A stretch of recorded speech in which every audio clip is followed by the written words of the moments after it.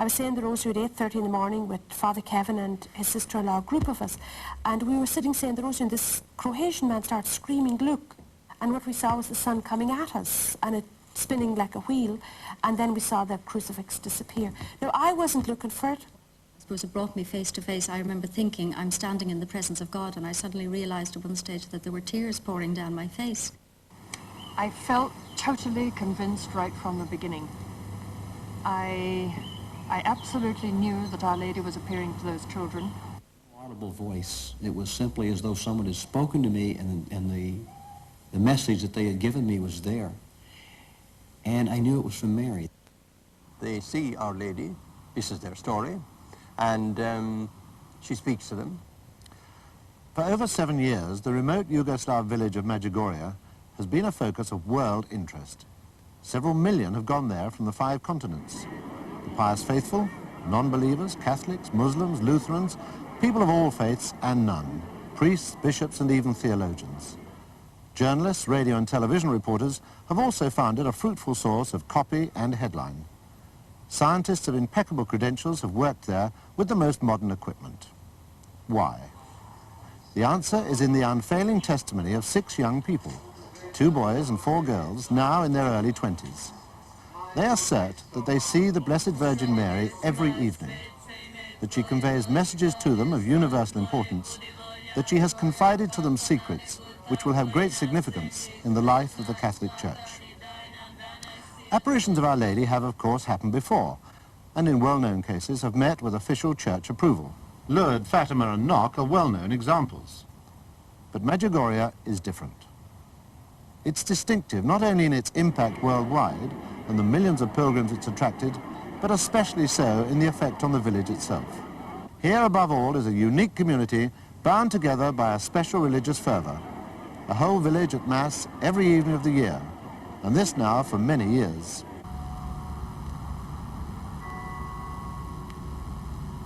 What is the Catholic Church's official attitude to these events, if any?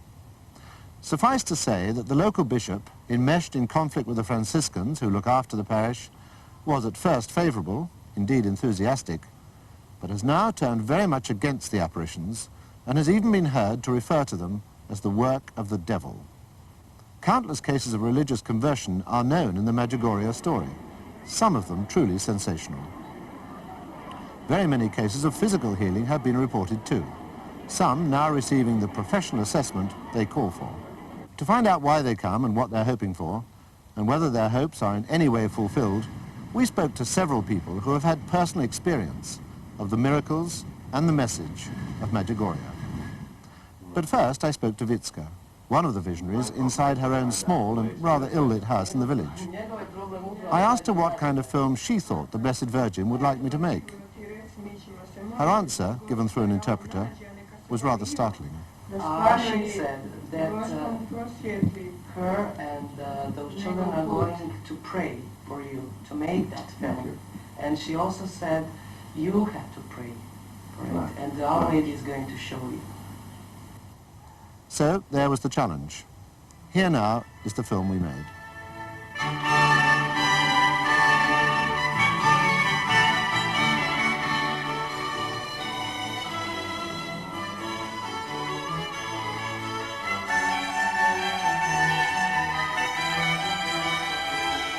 And we started by talking to 3 people who have each in their different ways had their lives profoundly affected by the miracles and the message of Medjugorje.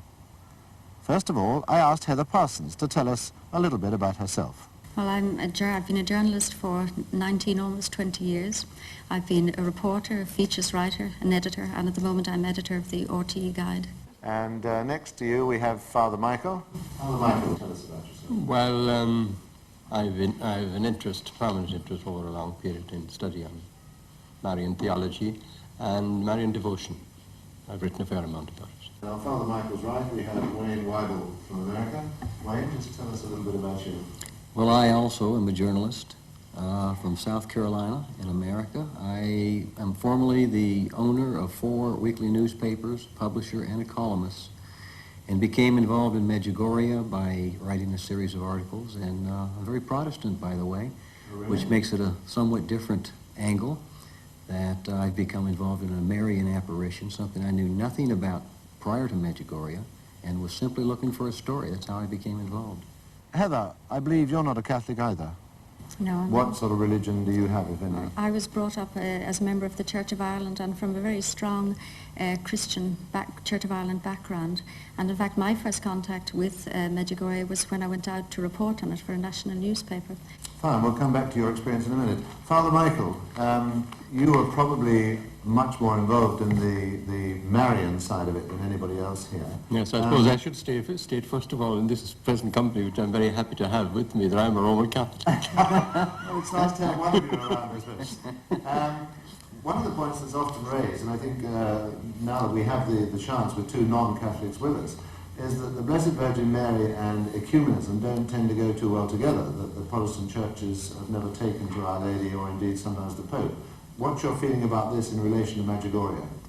Well, the extraordinary thing is Medjugorje is the breakthrough. The big change has come. And I should think that not only Heather and Wayne are the only people outside the Roman Catholic community who've been to Medjugorje and who have profited spiritually by going there and are equally enthusiastic about it. Wayne, you're a hard-bitten journalist, as they're usually described. I'd love to hear your experiences about Medjugorje.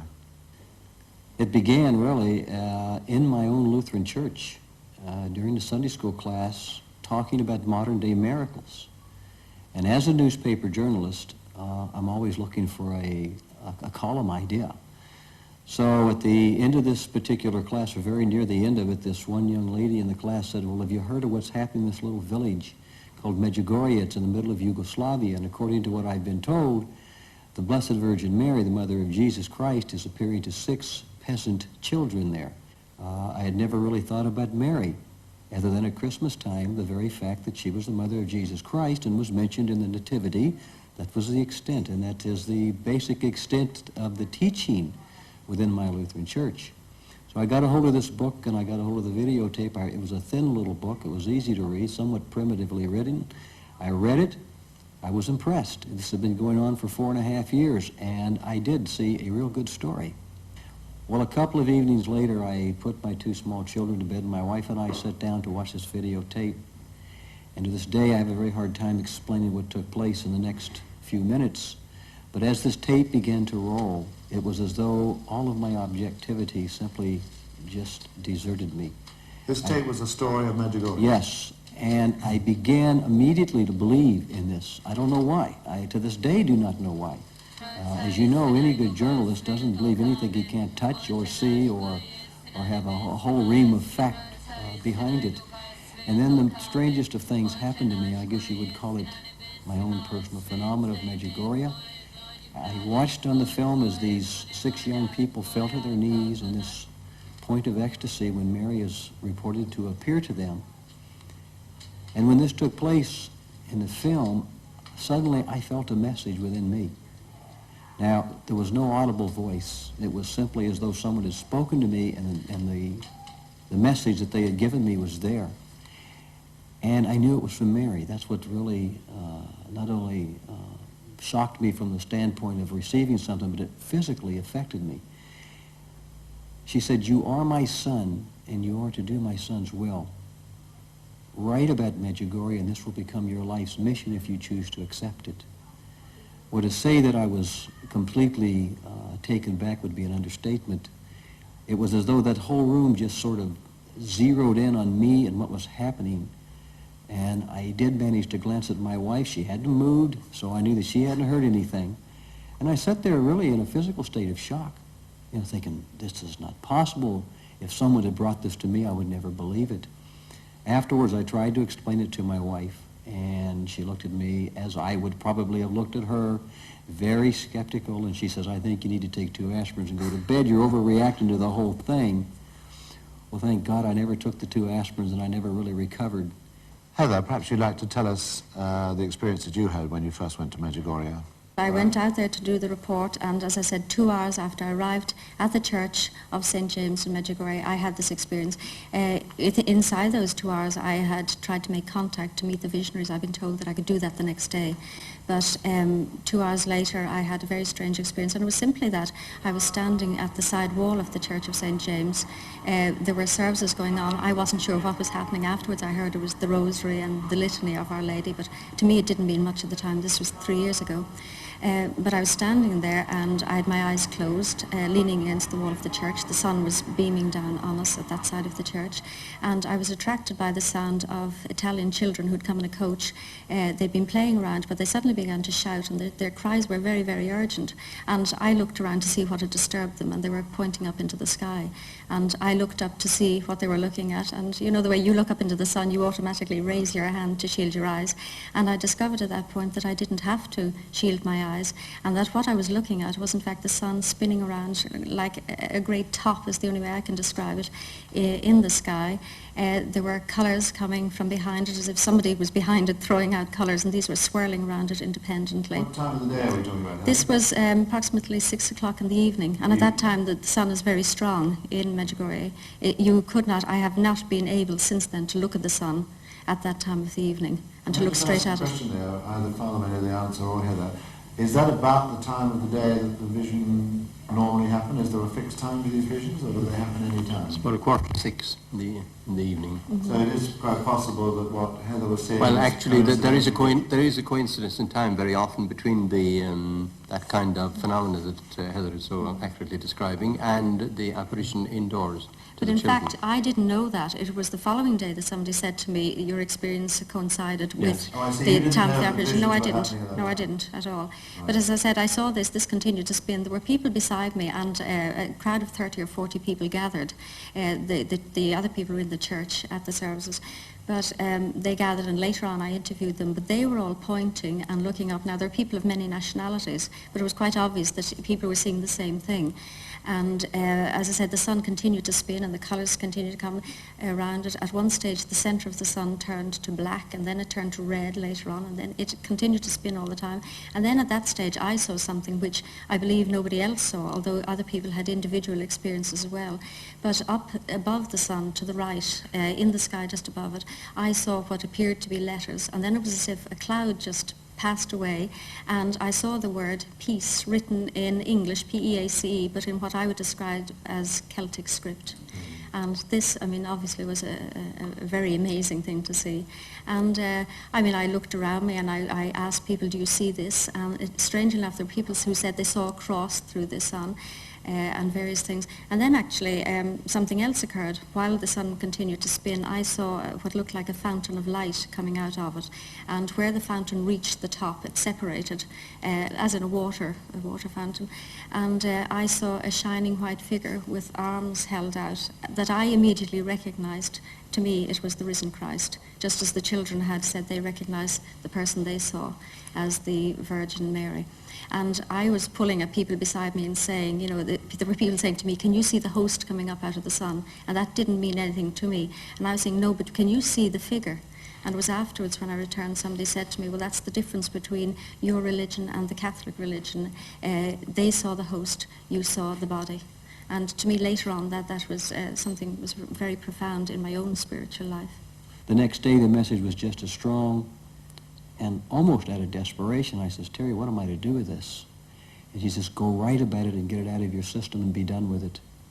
So I went into the office to write about it, and absolutely nothing would come out, and it was as though there was another message there, and it said, you need to go pray more and go study more. It took me 3 weeks. I had the worst case of writer's block I'd ever experienced. I just could not put it on paper. I did pray. I prayed like I'd never prayed in my life. I prayed on my knees, and that's something most Lutherans just do not do. I finally sat down, and when I began finally to write about it, it just poured out. But at some stage, did you not ask yourself, frankly, whether you were just in a sort of hysterical state of excitement with everybody else who was there, that you were expecting something to happen and you were always making something happen? Yeah. Well, I'm not the sort of person who's given to that sort of thing. I have not, in fact, had any time for these Marian apparitions before. I mean, I had investigated them for an article I'd written, but I must say that I didn't really believe that these sort of things occurred. I'm also not an hysterical sort of person. In fact, when I came back with my report to the newspaper, the national newspaper I worked for, they they prefaced my article by saying that I had never been known to exaggerate, and they accepted my account. But obviously I did sort of think, is the sun getting to me? What's happening? Am I really seeing this? And I closed my eyes several times, and this went on for almost 40 minutes. What happened to you then after your first visit? Well, when I went to Medjugorje, and I went, of course, having received this message and having written these articles, and I would say completely convinced of the reality of this at that time. I got there and I was so struck spiritually when I went there that I frankly forgot to eat. I slept very little. I just couldn't get enough. And the worst part was having to come back home to me. Meantime, the articles that I had written, the requests just continued to pour in. We had over 1,000, and I was beside myself. 1,000 requests for an article to me was far greater than anything I'd ever had. Finally printed them up in a small tabloid so I could pass them out when I gave talks within the Myrtle Beach or within the state of South Carolina, really not expanding this any further than that, with no plans to expand it. And yet, they just kept coming, and the requests kept coming, and I printed up 2,500 to begin with. How long ago are we talking about now, Wayne? Believe it or not, this was only September of 1986, and as you quoted a while ago, we have 11 million that have gone out right now. Now, as a secular writer, you know, I'd be jumping through hoops to have 11 million of anything published. It's one of the world's bestsellers, doesn't it? It is by far, I would say it is, and it's had a tremendous effect on people. If they read it, and I get the letters I receive are unbelievable. I receive 400 or 500 letters a week now, and of course I'm speaking all over the world. So is this now what you would call your life? It is most definitely. This is what I do.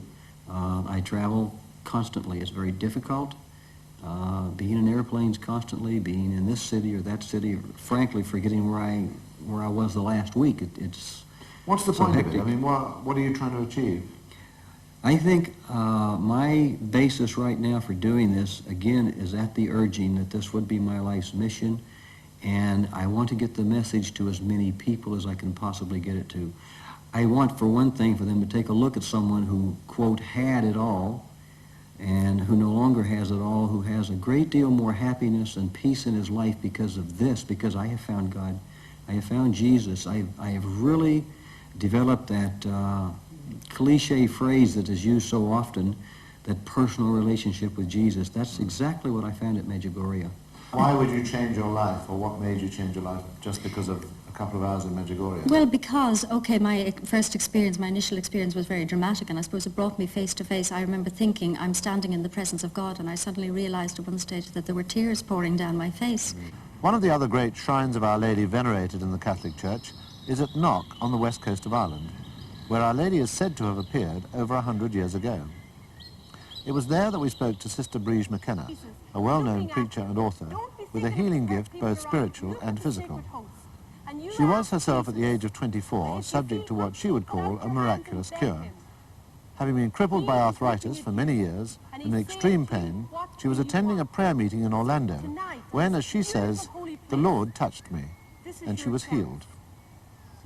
Father Michael O'Carroll was her spiritual director during her training to become a nun, and she has remained in touch with him ever since. Well, when I was a novice, which is 20-something years ago, he was the spiritual director for my first Superior General, who was an old lady, and I was looking after her. And he used to come, I mean, he seemed old then. That was years ago, but then I was much younger. And then I never met him again until about, I think 3 years ago. I met him because of my involvement with Medjugorje and his interest in Medjugorje. So I went to meet him and found him very refreshing. He's a great man. I know him very little, but he's so refreshing every time I meet him. He doesn't take himself too seriously. That's right. He has a high regard for you, but on this occasion he's dropped me right in it, because he was supposed to be standing where I'm standing, interviewing you, but he had another spiritual commitment. So A, he apologizes, and B, I'm in the soup instead of him. Right. So just to prove these miracles do happen, what we thought we'd do is talk a little about Medjugorje, Yes. which he wants you to do. And as it's getting a bit cool in Knock, we thought we might go on inside and do that. Sure, So if we sure. walk on down here, we can continue that inside. I asked her to tell us how she knew about Medjugorje even before it happened. Yes, in May of '81, I was in Rome at a meeting, and I met Father Stanislav Vlasic, and at that time I didn't know who he was, but he knew me. And he and a group of Yugoslavian priests asked me to pray with them. And at that time he was spiritual director in Mostar for young people. And he was troubled because, of the problems with youth, and especially at the time of the government. And in praying with him, I got an image, which I try to describe to people as like God uses the imagination. And I saw this church with 2 white steeples, and he was sitting inside the church, and from the table, the altar behind, the streams of water flowing all around his chair and out into the body of the church. And I saw people drinking, like as if they were cupping it and drinking, and they would go out and bring others in. And I said to him, I don't know what it means, but one day you'll understand. And a priest came up and he said to him, Our Lady's going to visit you. But it didn't mean anything to me, and it didn't mean that much too. It was just a nice thought. Sunday I went down to give my talk Sunday morning. I got up about 5 o'clock on Sunday morning, and I was in, to pray. And there was an icon in the little oratory. And Medjugorje was the furthest thing from my mind. I was thinking of what I was going to be teaching that day, asking the Lord to help me. When very clearly, now it was a voice, but I suppose a voice people think, did you hear it out? It was just like a very strong sense of it, like an idea, said, Bridge, from the icon, as I'm saying the rosary, Bridge, you must go to Medjugorje, and you will go on the Feast of Corpus Christi. So I went to Medjugorje. That was my first visit, and I wanted to go, not, I didn't want anybody to know. I was going there for my own holiness and to seek from Our Blessed Lady. And I did have a marvellous experience the first when I walked in the day before Corpus Christi.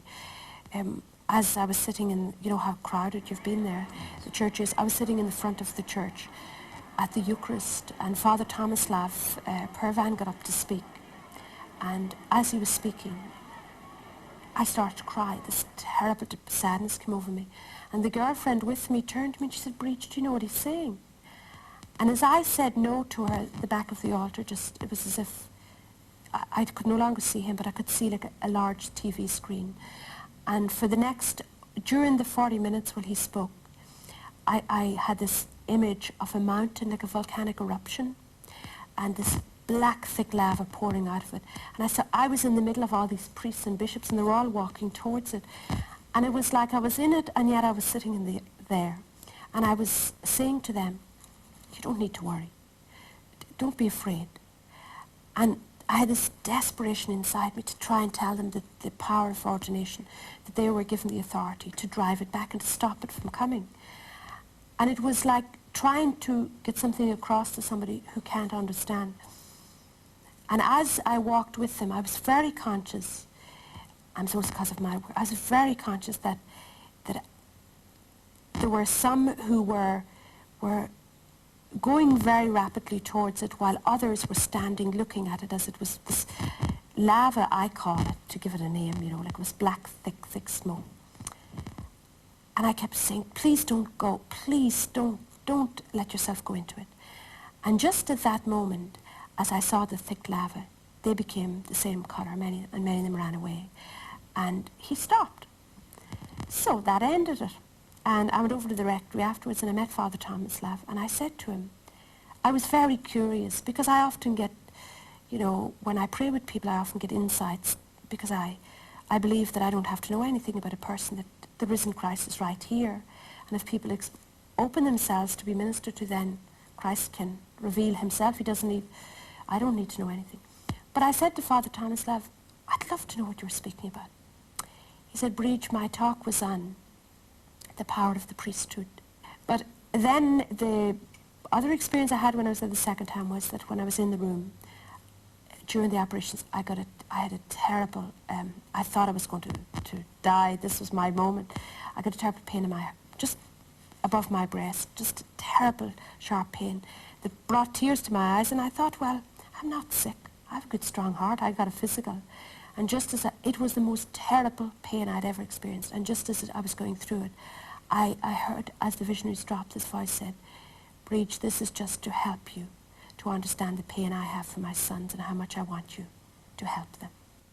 I heard a priest at Medjugorje, a Franciscan, from the altar say that he thought the Blessed Virgin Mary, in his terms, was more important than ecumenism, and he had a feeling that ecumenism had been put on the top of the pyramid, as he said it, and his feeling was that the Blessed Virgin Mary should be on top of that pyramid. How do you react to that? Well, I'm not in the business of constructing pyramids at all, to be quite honest with you, Paddy. And I wouldn't put it just that way. I think that the only one on top of the pyramid for all of us is Jesus Christ. And those of us who are helped towards Jesus Christ by the Blessed Virgin Mary, as all three of us here quite obviously now are, I think have a very great regard for her. So the point we were discussing with Father Michael just now about ecumenism and the Blessed Virgin Mary being able to go together, do you think they can? I do indeed, because I think that it's a gradual moving towards, the churches are moving towards each other. I mean, something I would not have been able to accept a few years ago, but which I do now, is that the Virgin in Medjugorje says she is simply the messenger there to lead people towards God. Now, God used her as his messenger before. I can now accept that he can do so again. I would not have been able to do that 3 or 4 years ago. Well, I would hope that ecumenism, as far as Mary is concerned, would continue, that the non-Catholic faiths would be able to embrace her for what she really is, and that is a messenger from God and also the absolute perfect example of what we are to be. As far as Medjugorje goes, though, I do not see it as an ecumenical movement at all. Now, that may sound strange, and I disagree with you on this, Heather, only slightly. Let me put it this way. I don't see Lutherans and Church of Ireland and the Anglicans and the Catholics coming together in an ecumenical sense from what is happening at Medjugorje. I see the people of these faiths coming together as the children of God as one, with no walls between them. You are quoting the messages as though there is no doubt in your mind that A, the messages come, B, that the children write down exactly what Our Lady says, and for you all that makes sense and you have no question in your mind about it? Absolutely none. I find nothing coming out of the messages at Medjugorje, the individual messages that Mary is giving, or the overall message of conversion. I find nothing really contrary to the doctrine of really any Christian faith. Now, I've been challenged on that. I've been challenged on that by Lutheran pastors of my own church. And maybe the challenge comes from the fact that purgatory is mentioned or the rosary is mentioned, and they see that as maybe against their church doctrine. But what I'm saying, as far as the scriptures are concerned, and as far as the Creed, the Nicene Creed, the Apostles' Creed are concerned, there's nothing coming from Medjugorje outside of Holy Scripture. How would you react to somebody saying you sound a bit gullible, Mr. Weibel? Well, after 20 years as a journalist and after 10 years of owning my own publications, I would say that the last thing I am is gullible. Father Michael Carroll, in addition to writing many books on the subject, went to Medjugorje for the first time in 1983 and has remained a staunch but questioning enthusiast ever since. We spoke to him in his garden in Dublin and asked him about the attitude of both the Church and the Pope to the apparitions. Father Michael. It is currently believed, and I think I can say this with all the reservation that is necessary in respecting his authority, that he accepts the authenticity of the apparitions. There are various indications that he does view Medjugorje favorably. He sent blessings, one of which I have seen in his writing, to the children, to the witnesses, which is rather exceptional, let's face it. And he has encouraged people to go there, and received recently Brazilian bishops and priests who were on their way to Medjugorje.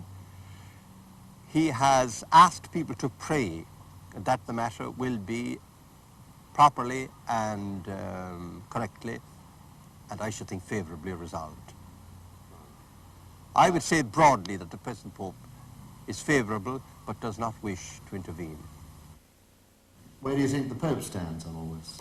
Unofficially, the Pope has indicated by comments that he's made that he is very favorable toward Medjugorje, and I think that could be backed up also by the very fact that it's been going on now for 7 years.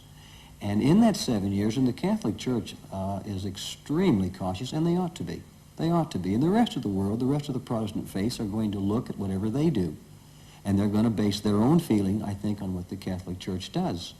The official position of the Catholic Church is now is that the faithful may freely go, but they go as individuals and they reserve their final judgment until the Church has ruled on it. I find that to be, you know, a very civilized way of approaching this thing. On the question of bishops, I gather that the local bishop has not been, let's say, entirely on the side of these appearances at Medjugorje. The Can you tell us a bit about the that? local bishop has been very opposed, and he has issued a number of statements. The two most remarkable, probably, are the memorandum which he circulated to the world's press in 1984, and the statement which he made on the 25th of July last year. He was forthright and explicit in rejecting the authenticity of the apparitions. How then do you explain that inside the church you have bishops who don't believe it? You're sitting here saying you happily believe everything. We have the Bishop of Mostar, where Medjugorje is in his diocese, and he believes nothing. How do you equate these things as a journalist? As a journalist, and I never lost that desire and need to go back and do research and to study something, which I have done. I've gone back and studied Marian apparitions as far back as I could locate them. And I've looked very deeply into the question of the local bishop of Mostar who opposes this. I find at the basis of the opposition a local squabble between a secular set of priests and the Franciscan priests there. And I find this is really his basis of opposition. I also have discovered in looking at what's taken place in this investigation of Medjugorje that twice he was given the authority to set up commissions to investigate the apparitions. The very first time it was so poorly done the Vatican threw it out and said go back and do it again. He went back and he did it again and he loaded the panel, so to speak, and the vote came out very negative against Medjugorje. The Vatican again took a look at it and said this is not right. They could see the bias in it. So what about the Bishop of Mostar who thinks that this is the work of the devil? Well, wasn't it St. Vincent Ferrier who supported the wrong pope and sat up in his casket after he died and said, I made a mistake? I mean, you know, you can be a good person and still be, you know, misunderstand what's going on. I really believe that, to me, you know, even the bishop, and I you know, don't know, you know, what to say about him. I haven't read all about what his background and everything. But I think I admire the people in Medjugorje because they never criticise him. They always pray for him. I think the important thing, again, is that it's a test for them. And, you know, this passage where Jesus said, which was read at the Eucharist a few days ago, a good tree does not bear bad fruit, and a bad tree does not bear good fruit.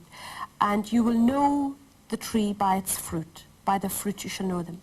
Well, 7 years, in the 7 years of the millions of people I've met in every corner of the world, I have never met anybody who's been to Medjugorje who left the Catholic Church but who actually joined it and came to the Eucharist. I have met more people who are out of the church, who came back to the sacraments. So, you know, everything I believe as a Catholic, and I'm totally convinced of my faith.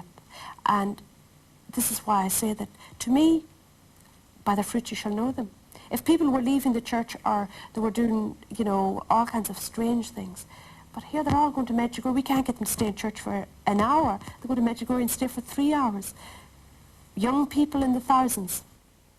How do you react to the fact that I believe the bishop in one of his more pungent statements said he recognized all this as the work of the devil and that the devil was definitely working in Medjugorje? I think if this is the work of the devil, it's probably the biggest mistake he's made in eternity. I cannot imagine 12 million people, which is the number that's now given, that have gone to Medjugorje, who have come back and converted their lives to Jesus Christ, not into a love and a devotion and making Mary into a goddess, but into a love of Jesus. I cannot imagine that kind of work coming from something evil. Secrets and signs, these seem to us like the journalistic come-on. This is to keep us on the edge of our seats. How do you react to the stories of secrets and signs? I think they're very, very important, but by the same token, getting right back to the Catholic Church again, I have found the greatest resistance to this within the Catholic Church, not outside of the Church. And I find many priests who poo-poo all of that, and they say, well, this is some more of this apocalyptic doomsday type of thing. I don't see it as that. I see it as events that are going to happen in the world, and if you go back to the New and the Old Testament, it's there. But why It's can't been we there. know the secrets now? What's the point of them being Well, I think if we knew the secret? secrets now, we'd still pay very little attention to them. In fact, we would probably then begin to investigate and to study them to death as we do everything, and then we would find ways to disprove that they were ever going to happen.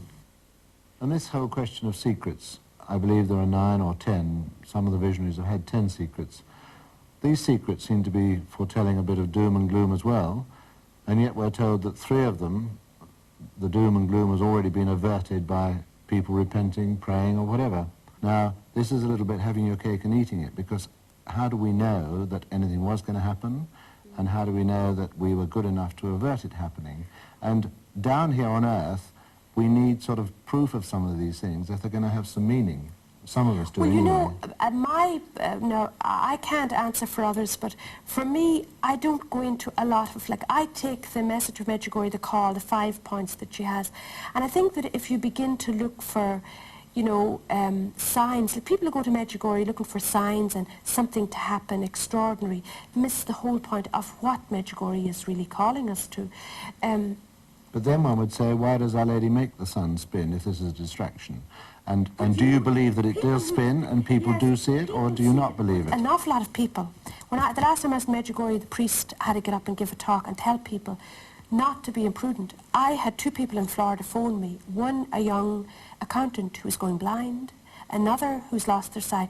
Because of imprudence, they went to Medjugorje and looked at the blazing sun without any coverage and burnt the retinas in their eyes.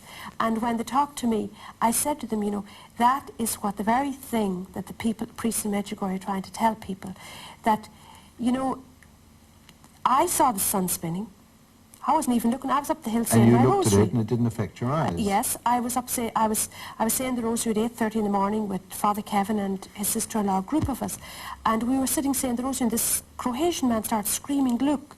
And what we saw was the sun coming at us, and it spinning like a wheel, and then we saw the crucifix disappear. Now, I wasn't looking for it. How important are these miracles and sun spinnings, and have you had any experiences yourself? Well, let me begin by telling you, yes, I've had many of the phenomenal experiences of Medjugorje. The sun is probably the most commonly known. Tell us what happens. I've seen the sun. It seems as though a huge disk overlays on the sun, and that it spins. It has the appearance of spinning on the outer edges, and these beautiful colors come out of it. I've heard it scientifically explained as well, which doesn't surprise me, because I would assume that God would use science, since he is the one who gave it to us to begin with. I've seen the cross on the mountain completely disappear. I've seen many, many things there, and like Father is pointing out, they are to be treated with great respect, but by the same token, they are merely signs. I think there are some people who feel that we're all waiting for the Holocaust or the Big Bang or Sodom and Gomorrah. And what's your own feeling about the sort of sign that may be left? I would say that the fact that we're going to get a sign, the fact that Our Lady is taking an interest, is itself a basis for optimism and for hope, and that we should take an optimistic view. If there is difficulty ahead, after all, it doesn't need an apparition from heaven to tell us that. It's pretty evident in our television screens every day of the week that one way or another there are possibilities, there is at any rate a danger of serious upset in the world in one way or another. I think the hopeful thing about Medjugorje and such other apparitions of Our Lady as are recorded is that there's someone on our side who's taking an interest in us, and we're not going to be abandoned, and I'm all for it. Father Jozo was the parish priest of Medjugorje at the time of the first apparitions. From initial caution, doubt, and even disbelief, he has now become a firm believer in the visions and a great champion of the visionaries. Father Jozo might well be called one of the first martyrs of Medjugorje. Perhaps you'd like to tell us a bit more about him. Well, at that time, the authorities were rather nervy, and they thought this is another manifestation of Croatian nationalism. So they took these rather stringent measures, and he was the one who paid the price. He was put into jail. He has suffered permanent ear damage because of the noise in a furniture factory where he was put to work. But as a result of world protests, and some came from very high authorities, government authorities in Italy, I understand, he was released after a year and a half, and he has recovered. but I don't think he will ever fully recover his hearing. I believe it's even got as far as Gorbachev and Reagan. Is that right? That they're getting involved too? There is a very strong rumour, and there are grounds for the rumour, that there has been contact between one of the visionaries in Maria, in Medjugorje, and let's put it, the White House and the Kremlin. Now, the response has come from the White House indirectly through the American ambassador to the United Nations. I've seen a photocopy of his letter, which he acknowledged the fact that there had been communication and was acknowledging the prayers that had been offered with gratitude. And significantly, the treaty limiting arms was signed on the feast of the Blessed Virgin Mary, the 8th of December, 1987. Another miracle. Well, let's hope so. Just to Plus sum many. up, Father, would you think we've got here what we call another Lourdes Plus on our hands? Oh, I should think so. There's the worldwide interest, which is sustained. There are the scientific tests that have been conducted. As far as I know, no visionaries have been subject to the kind of tests that, for instance, Professor Henri Joyeux of the University of Montpellier and Professor Sanguinetti of Milan have conducted on the children, as well as the enormous interest of contemporary journalists, religious journalists, and theologians, the foremost Marian theologian of the day being René Laurentin, who has been interested from the very early days and has committed himself completely to the authenticity of the apparitions. And I assume it will be true to say that you have no doubts yourself about the appearances? None whatsoever, but that does not mean that there may not be mistakes now and then. Right. That's the human condition. René Laurentin travels the world writing and lecturing on the apparitions of the Blessed Virgin. He was caught briefly between planes in Philadelphia recently and was asked when he first got interested in Medjugorje. It was 8 months after, 8 months after the first apparition. He went on, in his own slightly idiomatic English, to tell us about the extensive scientific tests that he had organized in conjunction with Professor Henri Joyeux of the University of Montpellier. These included electroencephalographs, electrooculographs, eye reflex tests, and audio response tests, all of which took place during the so-called ecstasies of the children. The result and detailed analysis of these tests are contained in his recent book, Scientific and Medical Studies on the Apparitions of Medjugorje. The unanimous conclusion of these studies, he says, are that the visionaries are psychologically healthy with no signs of neurosis or hysteria. Their ecstasies are not a pathological phenomenon. We are not dealing with hallucination or accident. Before proceeding with these exhaustive tests, the visionaries asked the Virgin's permission for them to take place. And it was with her consent that he proceeded, and of course with the willing consent of the visionaries too. We asked him for brief details of the apparitions and the visionaries' reactions to them. They begin, he said, with the recital of several Our Fathers, Hail Marys, and Glory Bees until the Virgin appears. The first phase is contemplation or conversation. Suddenly their gaze, already fixed on the location of the apparition, becomes more intense. Thus they enter into a first phase of the ecstasy. Some, in particular Ivan and Maria, simply contemplate. Others, particularly Vitska and Ivanka, converse, sometimes together with the apparition. Their lips can be seen moving, but no voices are heard, just as it was with Bernadette at Lourdes. The second phase, prayer with the apparition. Suddenly all their voices become audible, and they say in Croatian, "Who art in heaven, hallowed be thy name," etc. The third phase is the contemplation or conversation. Their voices disappear again for a second period of contemplation or conversation. Then comes the end of the apparition, and suddenly the 5 pairs of eyes and the heads are raised. This is most noticeable in the case of Jakov, the smallest visionary. He went on to say that while some people say the secrets are all about doom and the end of the world, it's interesting to see that Ivanka, who knows all the secrets, is not only married, but has a beautiful daughter and always seems very happy. Gay Russell adds a further international dimension to the Medjugorje story as she talks to us from her farm in Malawi in Central Africa. Good afternoon. My name is Gay Russell, and I'm sitting in the garden of my home here in Malawi, in in Central Africa. You asked me to record this, and I found it very difficult to accept doing it, but I finally decided that I would like to do it as a gift to Our Lady. It is her birthday today, so it's Thursday the 8th of September. Gay Russell, between flying around the world as an executive jet pilot, was experiencing problems in both her personal and religious life. But even in the heart of Africa, she'd heard about the apparitions in Medjugorje. Of January or February of 1984, that I came home from a flight one day. It was a Friday, I always remember, and I had received a Catholic Herald, and I opened it up, and there was an article in it that said in bold letters, "Fast, pray, and turn to God, Our Lady requests." And I read the article, and it was about Medjugorje, and I was very moved by it. Not having been to Medjugorje yet, we asked Gay Russell what kept her going, despite the absence of any encouragement locally. I think my straight answer to that would almost be, only God knows.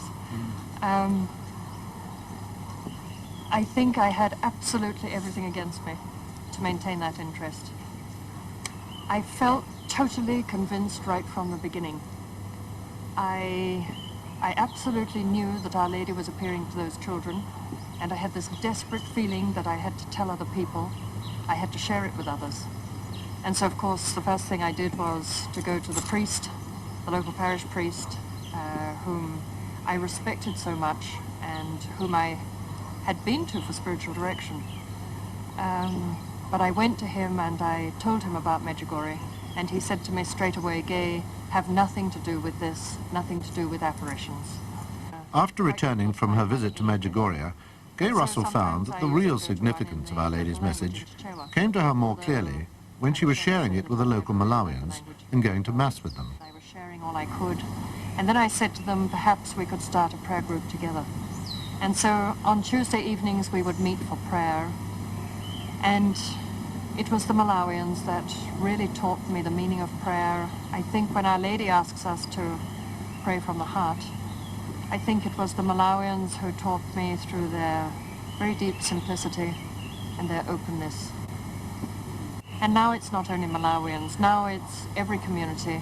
And I would say that we're a very multiracial group, we're very mixed, but I find it very significant in this part of the world. So you're becoming quite a powerful cell in the Medjugorje movement by the sound of it. I don't know that. I think people hear about experiences. Some of them go because they're curious. They would like to have these experiences for themselves. And some of them go because they're searching for God and they feel that you have met God in some way. And they go to see, can they meet God in that way? I don't believe you need to go to Medjugorje for that. But it certainly has made a lot of people sit up and think about God. I hope you won't think this is going over the top if I say that there are two things that you and Our Lady seem to have in common. You say in your book that you are a signpost, just showing the way to Jesus, and I believe the Virgin Mary said the same at Medjugorje. Well, I see myself as somebody, you know, if you follow, a signpost doesn't take you to the place you're going, it just guides you. And if the signpost, if you could imagine, if you came up to a crossroads and you wanted to go, and the signpost kept changing his mind, you wouldn't be sure where to go. But I think people need to be told this is the way. There aren't 10 ways. And I think when you are definite, it's like the signpost that says go that way, and if you follow it, you'll get to where you're going. If you had to end up summing up the message there, and I would like you, if you could, to take this in 3 parts. What is the message for the believers? What's the message for the non-believers? And what's the message for the people who are attacking it? The message for the people who are attacking it, I shall take first, is be fair, live and let live, which is what we all have to do in the modern world in what we call a pluralist society. The message for the non-believer is further to treat every human being with respect, to show respect for the rights of the human person, including the rights of the visionaries to their reputation. Therefore, shocking things shouldn't be said about them. The message for the non-believer who's wavering is, look into this seriously. It may be giving you a chance that you need. Sooner or later, you may need religion. Many people have found that in some of the terrible pressures of modern life, religion is the only answer. For the believer, I would say the message is twofold.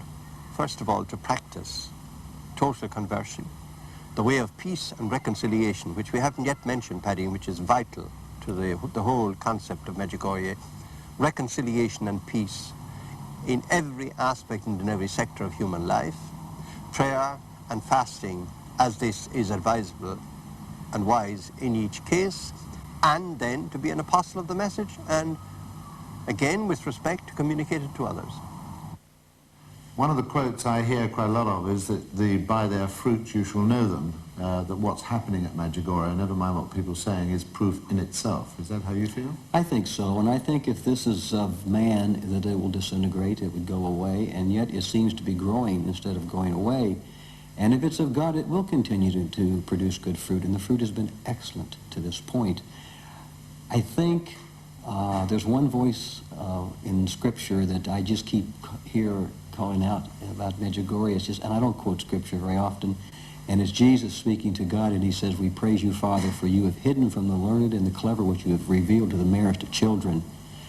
Now maybe that's an overall coating of what's going on there, but I find that the simplicity is what really confounds many of us who are educated or who thinks we're educated, who are in these fields in the technical world. We have a hard time dealing with something as simple and direct as a miracle of God. Father Richard Foley, who is the spiritual director of the Medjugorje Centre in London, is a Jesuit theologian who's been to Medjugorje 10 times already and writes regularly about it in the Catholic press. We asked him to give us an update on the situation in Medjugorje today. Father Richard Foley. Yes, I'd be pleased to, Paddy. I think Medjugorje can be summed up in the phrase business as usual. Indeed, Medjugorje business, which of course is the Lord's business, is booming. The pilgrim multitudes still throng the place. The last count of priests who've been there is anything past 13,000 now, and 11 or 12 million pilgrims. You see these crowds at Mass in the evening, the various language Masses in the morning, and they, of course, all these extraordinary phenomena are focused upon the visionaries. Now, what is the situation there? Well, two of the visionaries, Mirjana and Ivanka, having received all 10 secrets God's mother is entrusting to them, no longer see her on the same regular basis. The remainder, the 4 others, that is to say Maria and Vitska and Yakov and Ivan, do still see her every evening. Now, what about the truth, the authenticity of these apparitions? Well, we are all perfectly entitled to form a private judgment about their supernaturalness. And, of course, the Church will make the final decision, and the competence for that now lies, by the Vatican special arrangement, in the power of a national commission comprising the country's bishops. This commission, as from 1987 early on, superseded the diocesan commission under the Bishop of Mostar. So therefore, any other person's judgment is purely private. We've got a right to it. Mine's positive. Other people's, like the Bishop of Mostar's, is negative. He has a right to that opinion and judgment as well. And we're entitled to our private judgment and entitled to go there on private pilgrimage with the proviso that we are prepared to acquiesce in and abide by whatever decision finally forthcomes from the Church. And might I just end by saying that updating Medjugorje is that it's looking forward, of course, to the future, and its immediate future will be the post-apparition era, so to call it, and that's going to be very exciting too. We know that that miraculous sign is going to appear on the Hill of Apparitions. Thank you very much indeed. My pleasure. Thank you.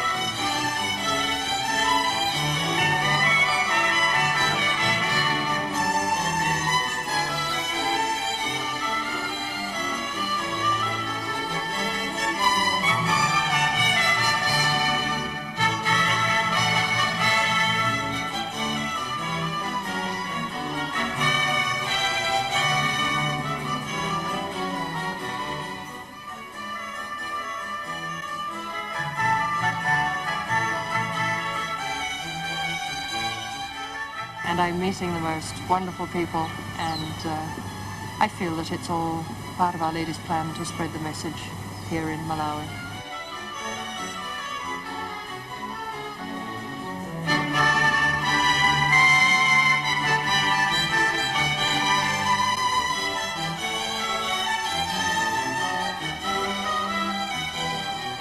To ask a question which may seem a bit flip, but I'd like to ask it anyway. In the messages that I've read, it seems that the Blessed Virgin Mary often cries. Does she ever laugh? Oh, yes. Oh, I think so. Oh, yes. I think this has been recorded. Well, you would expect that. God has a sense of humour, hasn't he? Well, I hope so. How I on earth hope could he so. put up with mankind if he didn't have a sense of humour? I hope so.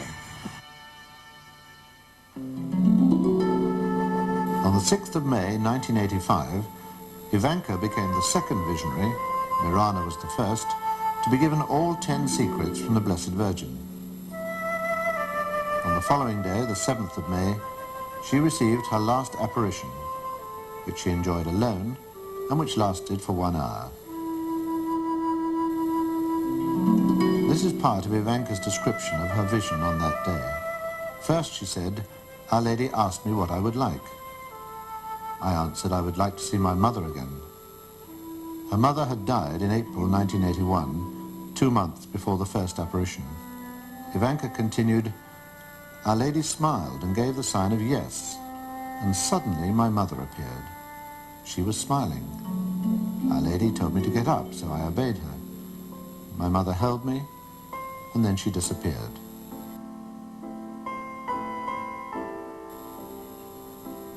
Our Lady then said to me, My dear child, today is our last meeting. Do not be sad, because I will come again each year on the anniversary of the apparitions.